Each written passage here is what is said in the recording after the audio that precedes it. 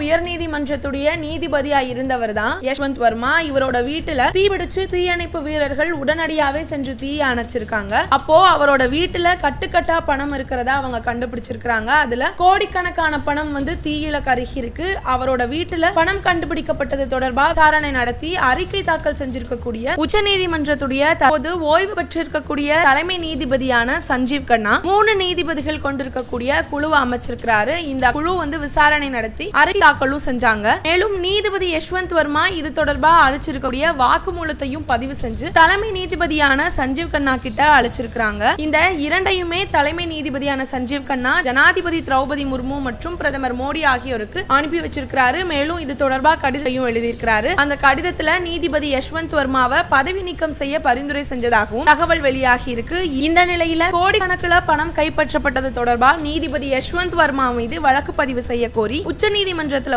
மனு தாக்கல் செய்யப்பட்டிருக்கு. இந்த மனுவை விசாரிக்க உச்சநீதிமன்ற நீதிபதிகளாக அபய் எஸ் ஓகா, உஜல் புயான் ஆகியோர் மறுத்திருக்கிறாங்க. தலைமை நீதிபதி அமைச்சிருக்கக்கூடிய குழு மூலமா நடத்தப்பட்டிருக்கக்கூடிய விசாரணையோட அடிப்படையில் ஒழுங்கு நடவடிக்கை தான் வழிவகுக்கும், குற்றவியல் விசாரணைக்கு மாறாக இருக்காது அப்படின்னும் குற்றவியல் நடவடிக்கை மேற்கொள்ளக்கூடிய வகையில வழக்கு பதிவு செய்ய உத்தரவிட வேணும் அப்படின்னு மனுதாரர்கள் அந்த மனுவுல வலியுறுத்தி இருக்கிறாங்க.